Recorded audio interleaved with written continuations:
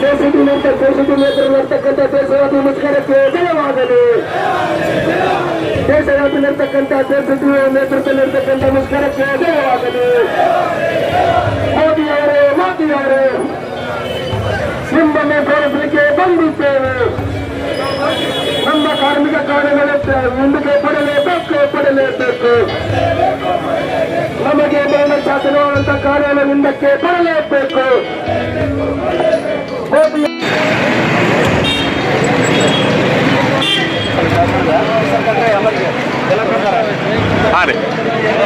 ಮೊದಲನೇದಾಗಿ ಬುದ್ಧ ಬಸವ ಅಂಬೇಡ್ಕರ್ ಅವರು ನಡೆಸುತ್ತಾ ಇವತ್ತೇನು ಆಲ್ ಇಂಡಿಯಾ ಈ ಒಂದು ಕಾರ್ಮಿಕ ಚಳವಳಿಗೆ AITC ವತಿಯಿಂದ ಈ ಒಂದು ಚಳವಳಿಯನ್ನು ಏನು ಹಮ್ಮಿಕೊಂಡಿದ್ದೀವಿ. ಇವತ್ತು ದೇಶಾದ್ಯಂತ ಕಾರ್ಮಿಕರಿಗೆ ಇವತ್ತು ಕೇಂದ್ರ ಸರ್ಕಾರ ಬಹಳ ಒಂದು ಅನ್ಯಾಯದ ಪರಿಸ್ಥಿತಿಯನ್ನು ಇವತ್ತು ತಂದುಕೊಡ್ತಾ ಇದೆ.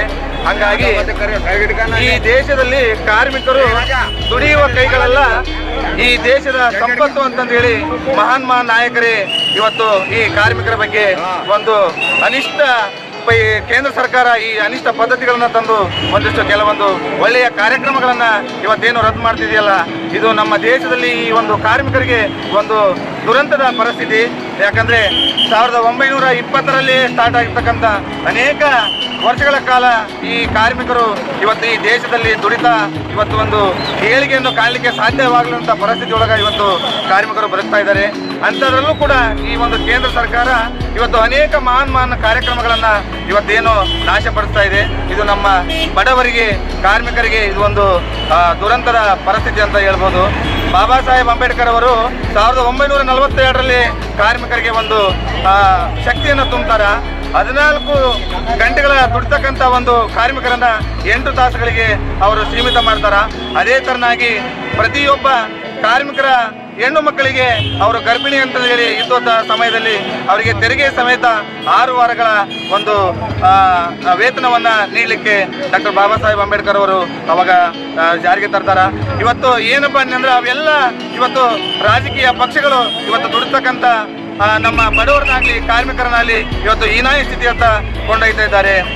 ಅದರಲ್ಲಿ ನಾನು ಒಂದು ಮುಖ್ಯವಾಗಿ ಒಂದೇ ಒಂದು ಉದಾಹರಣೆಯನ್ನು ಹೇಳ್ತೇನೆ. ಯಾಕಂದರೆ ಈಗ ಇತ್ತೀಚಿನ ದಿನಮಾನಗಳಲ್ಲಿ 2005ರಲ್ಲಿ ಮನೇರಗ ಅಂತಂದೇಳಿ ಒಂದು ಮಹಾತ್ಮ ಗಾಂಧಿ ರಾಷ್ಟ್ರೀಯ ಉದ್ಯೋಗ ಖಾತ್ರಿ ಯೋಜನೆ ನಮ್ಮ ಬಡವರಿಗೆ ಕಾರ್ಮಿಕರಿಗೆ ಅದೊಂದು ಶಕ್ತಿಯನ್ನು ತುಂಬತಕ್ಕಂಥ ಅದೊಂದು ಯೋಜನೆ ಆಗಿತ್ತು.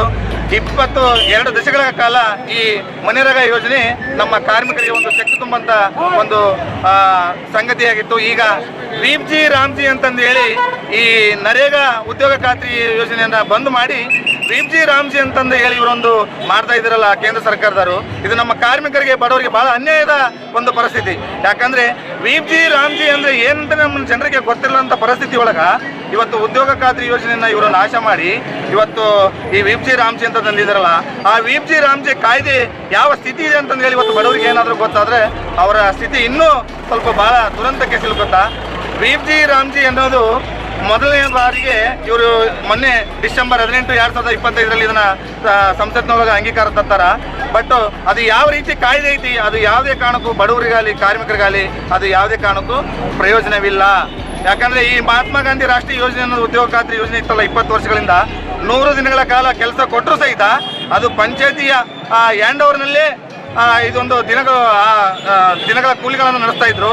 ಈಗ ಈ ಕೇಂದ್ರ ಸರ್ಕಾರ ಬಂದು ಈಗ 60% ಕೇಂದ್ರ ಸರ್ಕಾರ ನೀಡಬೇಕು ಅಮೌಂಟು, 40% ರಾಜ್ಯ ಸರ್ಕಾರ ನೀಡಬೇಕಂತಂದೇಳಿ ಹೇಳ್ತಾ ಇದ್ರಲ್ಲ, ಇದು ಬಹಳ ಅನ್ಯಾಯ. ಯಾಕಂದ್ರೆ ರಾಜ್ಯ ಸರ್ಕಾರದಲ್ಲಿ ಅನುದಾನ ಇಲ್ಲ ಅಂದ್ರೆ 40% ಅಮೌಂಟು ನಮ್ಮ ಬಡವರಿಗೆ ಕಾರ್ಮಿಕರಿಗೆ ಯಾವ ರೀತಿ ನೀಡಲಿಕ್ಕೆ ಸಾಧ್ಯ ಆಗುತ್ತೆ? ಇದನ್ನೆಲ್ಲ ಯೋಜನೆಗಳನ್ನ ಮಾಡ್ಬೇಕಾಗತ್ತ. ಹಂಗಾಗಿ ಈ ಕೇಂದ್ರ ಸರ್ಕಾರ ಈ ರೀತಿಯಾಗಿ ನಮ್ಮ ಕಾರ್ಮಿಕರ ಮೇಲಾಗಲಿ ಬಡವರ ಮೇಲಾಗಲಿ ಈ ರೀತಿಯಾಗಿ ಇವರು ಏನು ಧೋರಣೆಗಳನ್ನು ತೋರ್ತಾನೆ ಅಂದ್ರೆ ಮುಂದಿನ ದಿನಮಾನಗಳಲ್ಲಿ ದೇಶದಲ್ಲಿ ಇಡೀ ದೇಶಾದ್ಯಂತ ನಮ್ಮ ಕಾರ್ಮಿಕರು ಸಿಟ್ಟಿಗೇಳ್ತಾರ. ಹಂಗಾಗಿ ಇದನ್ನ ಕೇಂದ್ರ ಸರ್ಕಾರಗಳು ಯಾವುದೇ ಕಾಯ್ದೆಯನ್ನು ಜಾರಿಗೆ ತರುವುದಕ್ಕೆ ಮುಂಚೆ ನಮ್ಮ ಬಡವರ ಪರವಾಗಿ ಕಾರ್ಮಿಕರ ಪರವಾಗಿ ಈ ಒಂದು ಯೋಜನೆಗಳನ್ನು ಮಾಡಿ ಬಡವರಿಗೋಸ್ಕರ ಕಾರ್ಮಿಕರಿಗೋಸ್ಕರ ಉಪಯೋಗವಾಗ್ತಕ್ಕಂಥ ಯೋಜನೆಗಳನ್ನು ಜಾರಿಗೆ ತರಬೇಕೆ ವಿನಃ ಅವರನ್ನ ಒಂದು ದುರಂತದ ಪರಿಸ್ಥಿತಿಗೆ ಸಿಲುಕಷ್ಟ ಯೋಜನೆಗಳನ್ನು ಜಾರಿಗೆ ತರಬಾರ್ದು. ಯಾವಾಗಲೂ ಅಲ್ಲಿ ನಮ್ಮ ದಲಿತ ಸೇನೆ ರಾಜ್ಯದಲ್ಲಿ ಅಲ್ಲ ಇಂಡಿಯಾದಲ್ಲೇ ನಮ್ಮ ದಲಿತ ಸೇನೆ ಇದೆ. ಯಾವಾಗಲೂ ಬಡವರ ಪರವಾಗಲಿ ಕಾರ್ಮಿಕರ ಪರವಾಗಲಿ ಯಾವಾಗಲೂ ನಮ್ಮ ದಲಿತ ಸೇನೆ ನಮ್ಮ ರಾಜ್ಯಾಧ್ಯಕ್ಷರಾಗಿದ್ದಂಥ ಹನುಮಂತ ಜಿ ಯಲಸಂಗಿ ಅವರ ನೇತೃತ್ವದಲ್ಲಿ ಇನ್ನೂ ಇವರಿಗೆ ಅನೇಕ ರೀತಿಯಾಗಿ ನಾವು ಬೆಂಬಲ ಕೊಡ್ತೀವಿ ಅಂತ ಹೇಳಿ ಇಲ್ಲಿ ನಾನು ಒಂದೆರಡು ಮಾತುಗಳನ್ನು ಮುಗಿಸ್ತೇನೆ. ಜೈ ಭೀಮ್, ಜೈ ಭಾರತ್. ನಿಮ್ಮ ಹೆಸರು? ನನ್ನ ಹೆಸರು ಹುಚ್ಚಪ್ಪ ಚಲವಂತ ಅಂತೇಳಿ ಕೊಪ್ಪಳ ಜಿಲ್ಲಾ ದಲಿತ ಸೇನೆ ಜಿಲ್ಲಾಧ್ಯಕ್ಷರು.